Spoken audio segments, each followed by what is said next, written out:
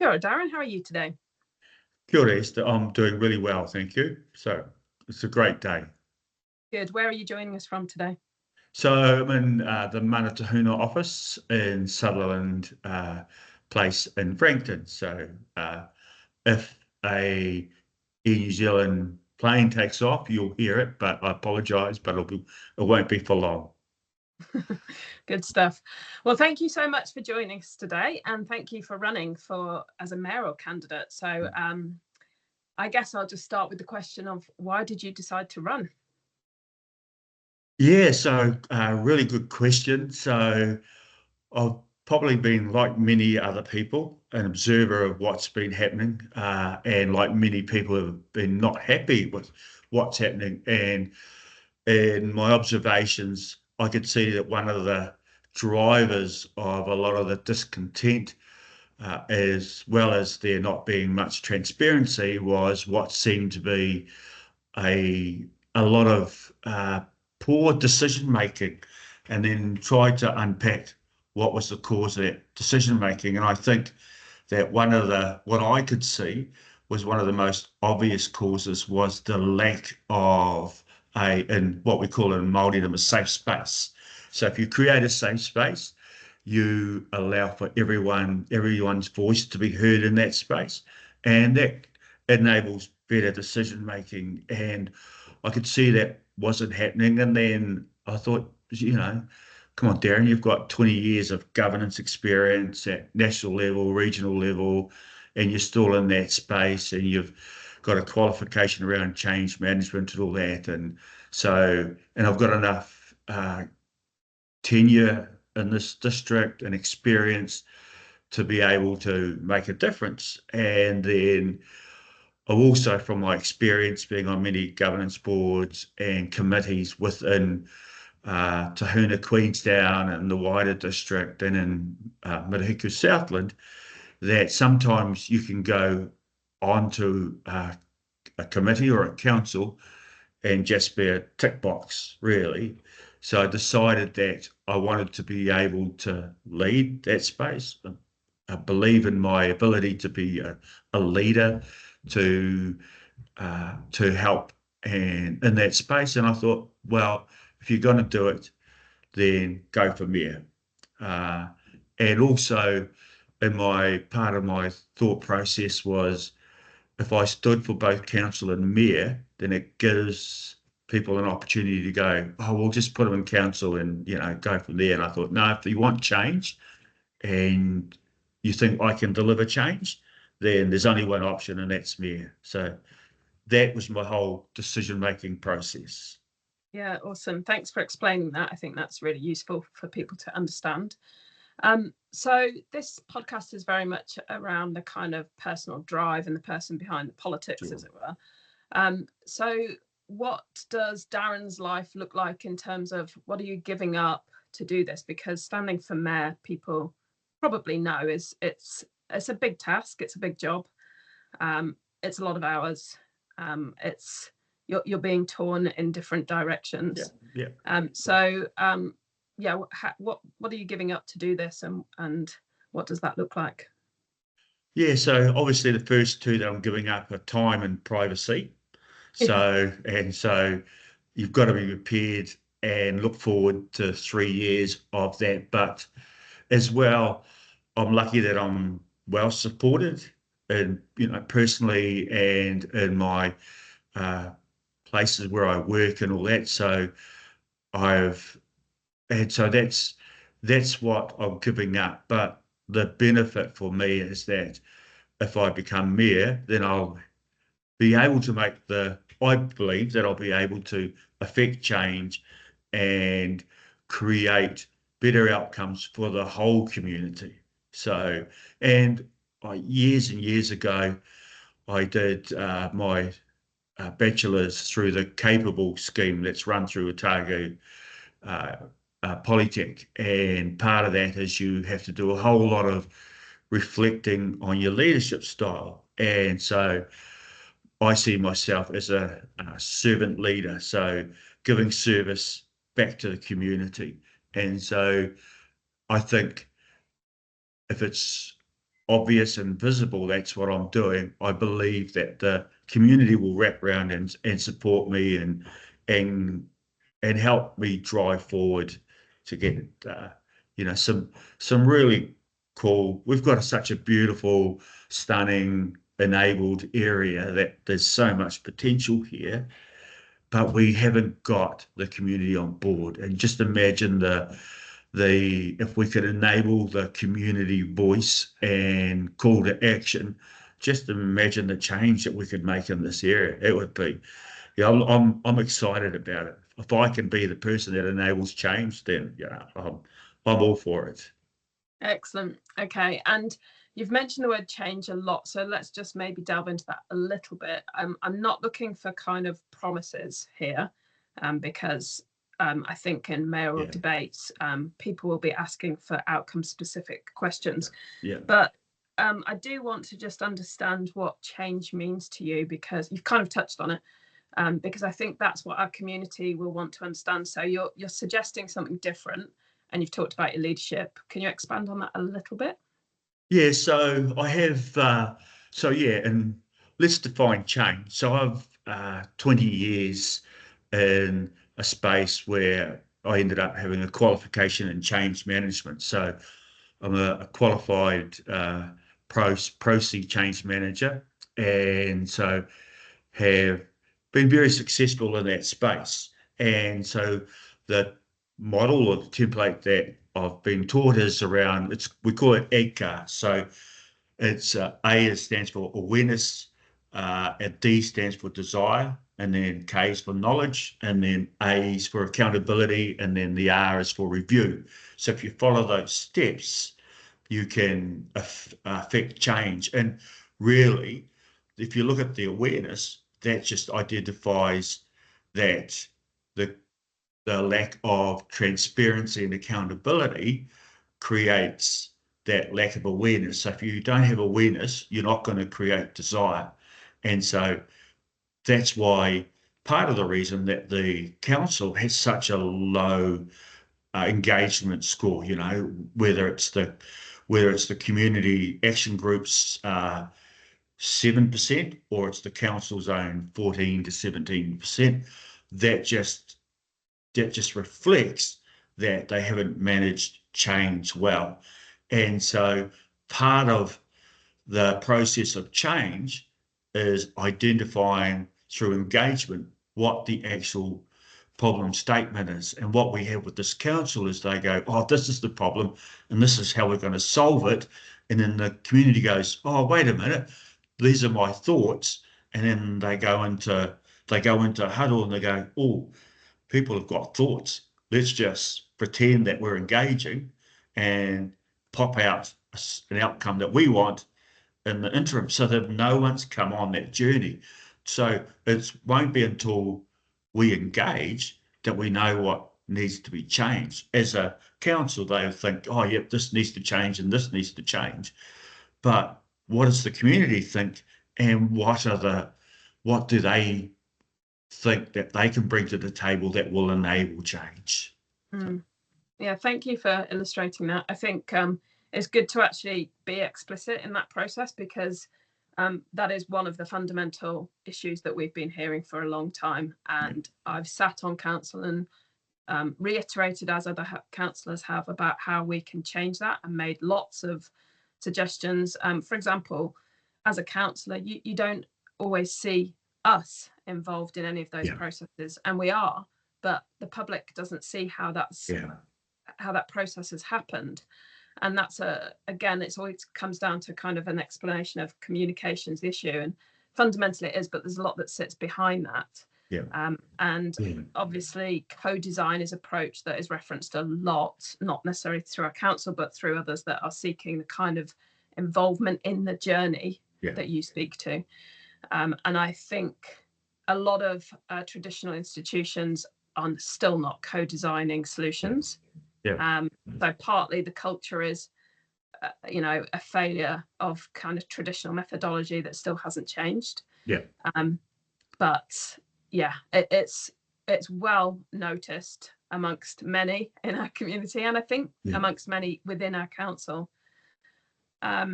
So yeah, so with, I guess, standing for mayor, I don't want you to answer this in terms of who you voted for. That's not the point of the question. But in terms of kind of political theory or the worldview that we bring, I think it's really important. So, Sure. as I say, I don't want you to kind of say, I vote for. It's more about each person that stands will bring a worldview. They'll be voted based on who they are and people's understanding of their worldview, I guess. So could you speak to us a little bit about how you navigate the world and what your worldview is, or what your political theories are, or anything that you can speak to in that regard, if it's not too hard? It's a big question. It's I a know. huge big, I mean, but I yeah, can give examples in terms of, for me, I'm very much interested in how we make society more equitable, for example. yeah. And there's whole political theory around that, but that's just maybe one example. Yeah, no, thank you. And yeah, I'm a great believer in equity, and but I'm also, and this might sound flowery, but I say this with a whole lot of intent, is that um, one of my worldviews is around diversity and creating a safe landing space. So, we have a community that is not only Maori or European, but we recognise over 60 ethnicities. There's only Auckland that recognises 165 ethnicities, that has more of a diverse community than we do. And so we have to cater, support, enable, and empower all the people that come into our space. We need to make it a safe space. And so in my decision making, when I do a lot of what I do, is that how can I help that space? And so one of the things that I do is I give a lot of time, and happily, and I'm really passionate about going into libraries.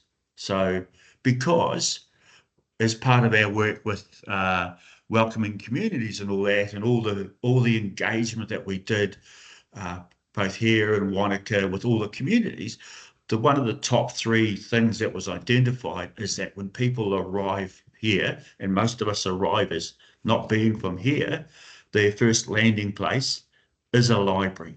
Free internet, really safe information, the ability to communicate and connect, and suddenly gain some insight into where you've arrived. So I suppose if you use a Māori worldview, it's like when people arrive into your space, how can you look after them? How can you put them first? So that's probably my first worldview. And then my second worldview is that when you do stuff, you have to do it with integrity and accountability. And if you're not prepared to do that, then you're just being untruthful to everyone. So I like to think that I'm in that space, and and I think the lessons you learn as you're growing up, when you're young, you try to embellish stuff, and you try to puff your chest out and all that. But when you become an old guy like I am, that, just stick to the facts, and just be, be that Poe, or that person of integrity, that, because it helps, if you're known to be, untruthful, then you'll get nowhere. People will read you straight away. And so in order to be an effective leader, that's another, value of mine, or a bottom line that I will always try and reinforce. Yeah. Okay, thank you. So in all of these podcasts, I've kind of spoken about qualities of leadership. I think that's something that's innate with you. When I have worked with you, so the people on the podcast know. So I do think that that's something which is a kind of self-reflective process for you. But it's not actually all about leadership. It's hugely about leadership. I believe it's massively about leadership. Yeah. But there's other stuff that sits outside of who you are as a leader. So, a lot of our budget, most of our budget goes on infrastructure. Yeah. a lot of our issues are, I mean, it almost becomes trite to say, doesn't it? But we know it's around growth. We know it's around lack of historical spend on infrastructure and that investment. Have you got any commentary at all about, I guess, just the position we're in currently? Yep. Yeah, and how you see that in the future. So I think the qualities of a good leader. So one of the questions I was asked by the chamber, Queenstown Chamber, was, who do you see as a role model in leadership? And I put down Rob Fife, and I had done from Air New Zealand. I had worked with him, known him for a long time, and he was, and so what he understood and what he passed on to me is that the quality of a good leadership is not being or pretending to be competent in everything. It's being in the space to bring people around you that know more than you. You still have to be competent and have a level of knowledge. So what I've been doing as part of my research and discovery before the Mayoral debates is just understanding, what is happening. So, like, there are a whole lot of questions that come out of that for me. So, like, I met with Julie from the Housing Trust. So, so how do we get more housing here? Is that the right answer? They're doing a really good job, but there's one thing that, as a council, we need to understand is, so how can we enable the Housing Trust? So they pay $1.5 million in development contribution every year. But most other city councils have a rebate or a relief scheme around for social housing or developers that are providing social housing. Christchurch has 4 rebate schemes. The latest 2, one's around Kāinga housing, and the other one is around creating intensive housing within the CBD, and so they get rebates. Last year, the council parked inclusionary housing. So, and, I understand that, read all that. So, what's our solution to that? But there's also we should mention that council tried very hard to maintain that. Absolutely. Yeah. Through the court process, that was not upheld. But so a certain amount of complexity, but you're looking at what others do in the space to see what you could potentially. And then if you look at the data, whether it be MB or the council's own data, we're one of the we don't rank high in productivity, and our infrastructure is one of the levers that is that, because it takes so long to get to work, you're held up, all that sort of stuff. But also because what it identifies is that tourism, even though it's a significant contributor to GDP, is actually a low wage industry. So how do we improve the productivity? And that's through diversification. But what then you realise is that the council recommended diversifying the economy in 2002, and it wasn't until 2017 that we employed a business diversification, economic diversification manager, and then it wasn't until 2024 that we developed a diversification plan. So we're slow to act, but then there are other levers within that as well. So how do we improve productivity? So we spend a lot of money on contractors and consultants, and a significant amount of that, and I'm still trying to understand how much, but a significant amount of that goes out of the district. And so that $1 is spent once and then it's gone. So it does not create wealth within the district. If we had a policy, or if we enabled more local procurement, that $1 say, for example, it goes to a builder, that $1, then he'll go into New World, buy some food. That $1 then pays someone who then spends locally. So we can use that $1 5 to 6, 7 times and create wealth within our community. So I'm just, unpacking all that, understanding all that, and then how would we, if I became mayor, how would I enable or help the community to move in those spaces? So yeah. Okay, thanks. Yeah, and there's some detail around the procurement policy that does speak to localized, but then in action we also see that that's not the case. So That's right. yeah, it's about exploring that further, I guess. So you are one of a council of 12. As the mayor, you get to be the chair. What does it look like in terms of your council, I guess? What qualities are you looking for in councillors, and how do you see you working with council and ELT to achieve some of the things that you want to achieve?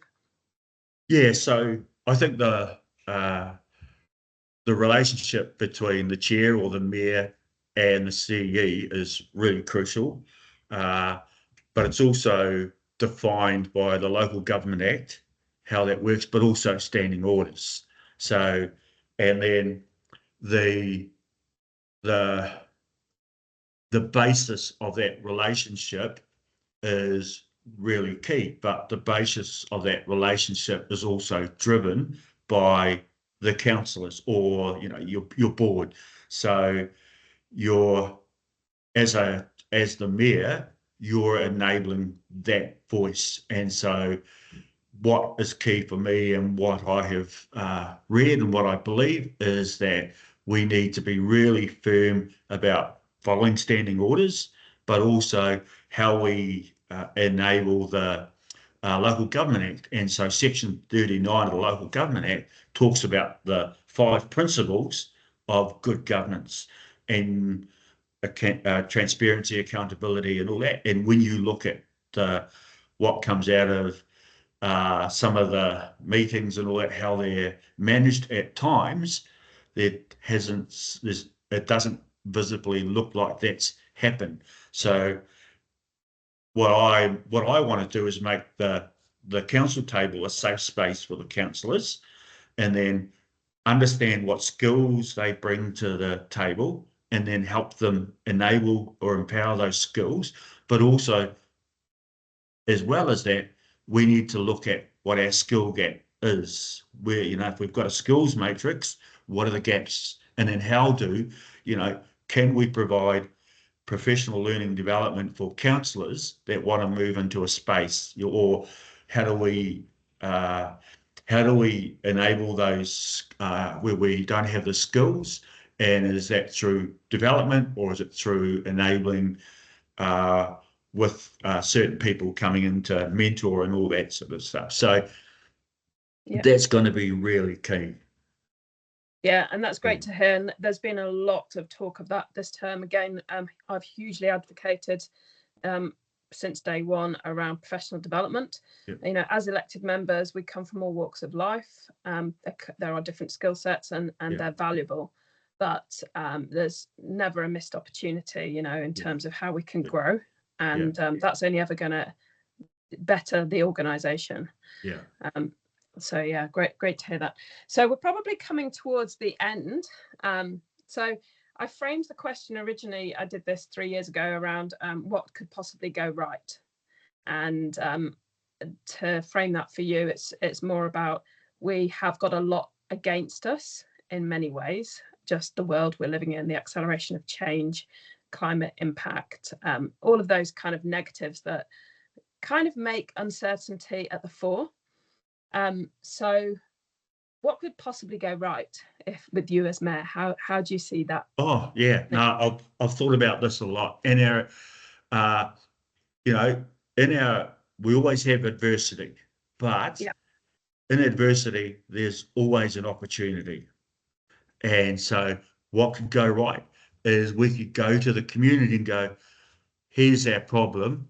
What do you think the solution is?